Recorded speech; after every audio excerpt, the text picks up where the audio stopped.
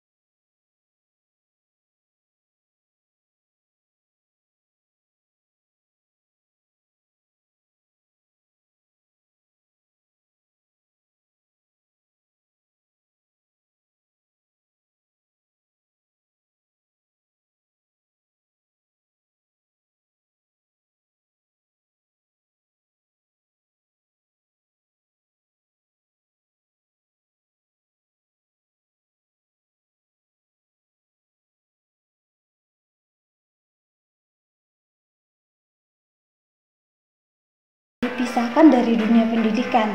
Hal tersebut juga disebabkan perubahan dari dunia secara global. Nah, tentu saja dalam pengembangan kurikulum tidak bisa lepas dari berbagai hal, diantaranya cara berpikir, sistem nilai, nilai moral, keagamaan, politik, budaya, dan sosial. Nah, proses pengembangan, kebutuhan peserta didik, kebutuhan masyarakat, maupun arah program pendidikan itu sendiri. Jadi inilah hal-hal yang pastinya selalu berkaitan dengan proses pengembangan kurikulum.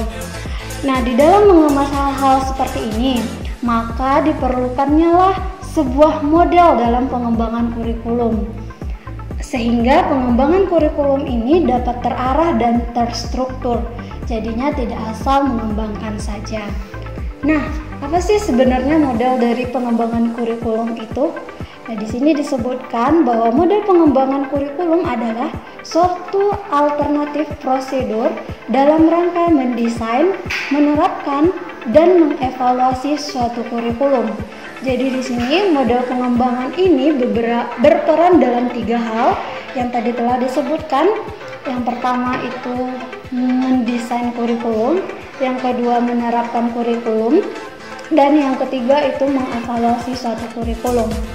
Kemudian selanjutnya, model pengembangan kurikulum ini sangat berkaitan erat dengan sistem perencanaan pembelajaran, di mana sistem perencanaan pembelajaran dilakukan tentu saja bertujuan yang pertama untuk memenuhi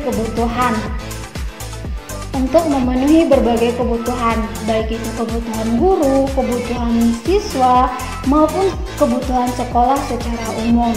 Nah, kemudian sistem dalam perencanaan pembelajaran juga pasti adanya standar keberhasilan pendidikan, yang ini akan menjadi tolak ukur dalam melaksanakan proses-proses pembelajaran atau pendidikan untuk mencapai tujuan yang diinginkan.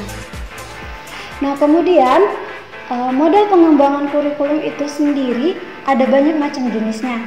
Pada kesempatan kali ini kami hanya akan memaparkan 5 model pengembangan kurikulum, yaitu yang pertama model Tyler, kemudian model Hilda-Taba, yang ketiga model Oliva, yang keempat model administratif, dan model pendekatan grassroots.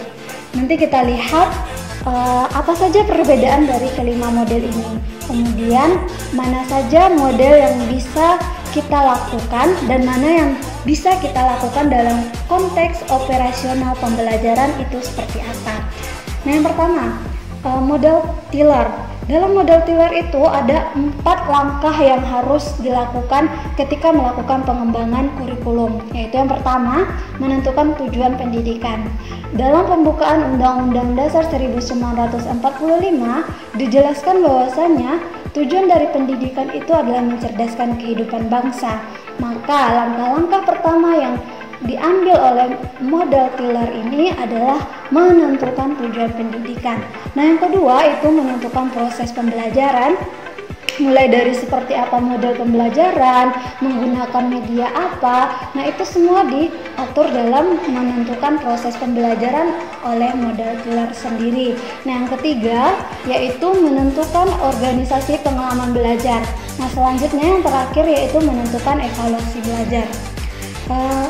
Kemudian kita masuk ke model yang kedua yaitu Hilda-Taba. Nah, model Taba merupakan modifikasi dari model killer itu sendiri. Nah, modifikasi tersebut penekanannya terutama pada pemusatan perhatian guru. Menurut Taba, guru harus penuh aktif dalam pengembangan kurikulum. Pengembangan kurikulum yang dilakukan oleh guru dan memposisikan guru sebagai inovator dalam pengembangan kurikulum itu merupakan suatu karakteristik dalam model pengembangan Hilda-Taba. Langkah-langkah dalam proses pengembangan Hilda-Taba itu ada 7. Yang pertama itu diagnosis kebutuhan, yang kedua formulasi pokok-pokok, yang ketiga seleksi isi, yang keempat organisasi isi, yang kelima seleksi pengalaman belajar, yang keenam organisasi pengalaman belajar, dan yang terakhir yang ketujuh penentuan tentang apa yang harus dievaluasi dan cara untuk melakukannya. Selanjutnya, model Oliva. Oliver dalam Oliva juga memberikan ketegasan bahwasanya kurikulum itu harus menjadi alat penyusunan suatu pengetahuan secara sistematis yang dikembangkan dengan kendali manajerial dari institusi pendidikan. Model Oliva merupakan model pengembangan kurikulum yang masuk dalam kategori deduktif, di mana model deduktif ini adalah model yang dimulai dari hal umum ke hal yang khusus. Lebih lanjut, bahwa model pengembangan kurikulum ini bisa digunakan dalam 3 dimensi. 1. Bisa digunakan untuk penyempurnaan kurikulum sekolah dalam bidang-bidang yang dikhususkan seperti mata pelajaran yang telah ditentukan oleh pihak sekolah, baik dalam tatanan perencanaan kurikulumnya maupun dalam proses pembelajarannya. 2. Bisa digunakan dalam membuat keputusan, merancang suatu program kurikulum. 3. Bisa digunakan untuk meningkatkan pengembangan suatu program pembelajaran secara lebih khusus. Model pendekatan administratif. Di sini, model administratif disebut top-down atau left-top prosedur. Jadi, di sini pengembangan kurikulum ini terdapat beberapa tahapan secara prosedural yang harus ditempuh dengan dibantu oleh beberapa tim tertentu. Jadi, kalau kita lihat pengertiannya bahwa model pengembangan administratif ini akan dilakukan dari atas ke bawah, dari tataran pusat kemudian ke tataran yang lebih operasional. Nah, ini ada beberapa langkah yang harus dilakukan dalam model pengembangan administratif ini. Langkah pertama adalah membentuk ide awal yang dilaksanakan oleh para pejabat tingkat atas yang membuat keputusan dan kebijakan berkaitan dengan pengembangan kurikulum. Tim ini sekaligus sebagai tim pengarah dalam pengembangan kurikulum.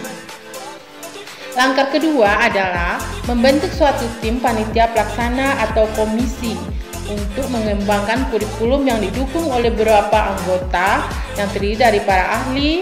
Tim ini bertugas untuk mengembangkan konsep-konsep umum, landasan, rujukan maupun strategi pengembangan kurikulum. Yang selanjutnya menyusun kurikulum secara operasional berkaitan dengan pengembangan atau perumusan tujuan pendidikan maupun pembelajaran. Langkah ketiga, kurikulum yang sudah selesai disusun kemudian diajukan untuk diperiksa dan diperbaiki oleh tim pengarah.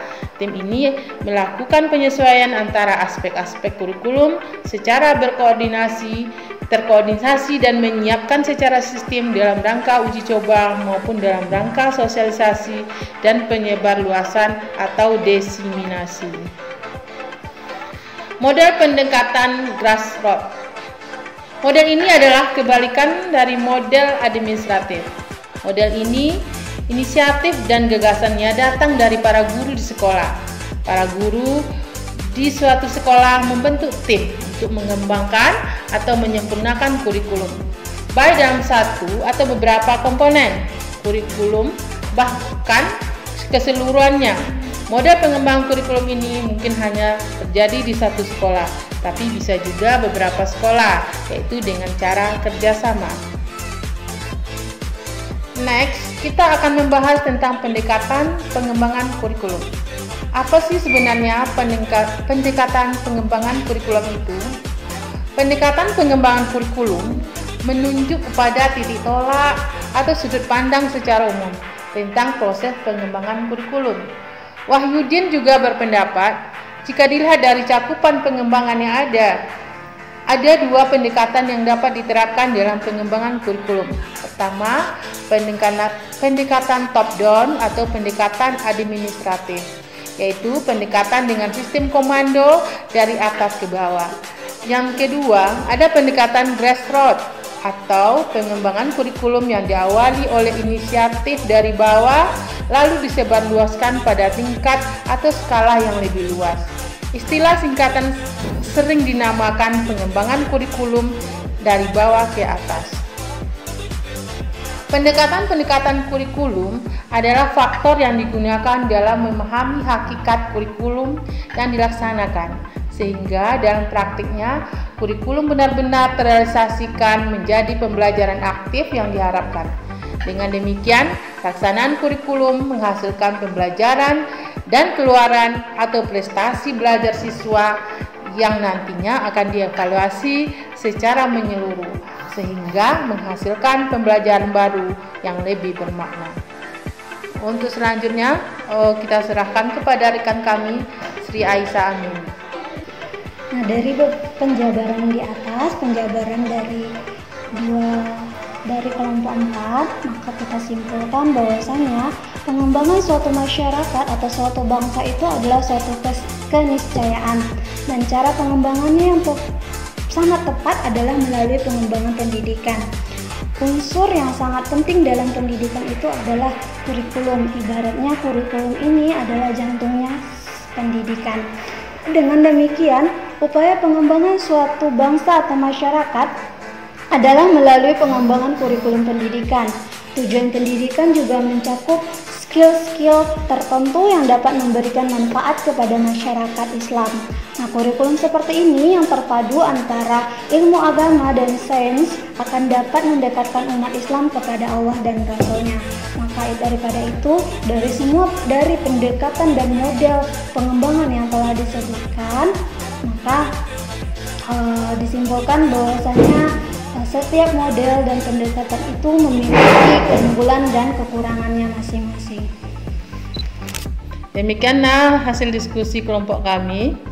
Tentunya dalam presentasi ini banyak salah dan kurangnya. Kami mohon saran dan kritikan yang membangun dari teman-teman semua, begitupun dari dosen pengampu yaitu Bapak Dr. Asmindri SPD MAG. Tapi sebelum itu jangan lupa like, komen, subscribe channel YouTube Nafha Institute. Assalamualaikum warahmatullahi wabarakatuh.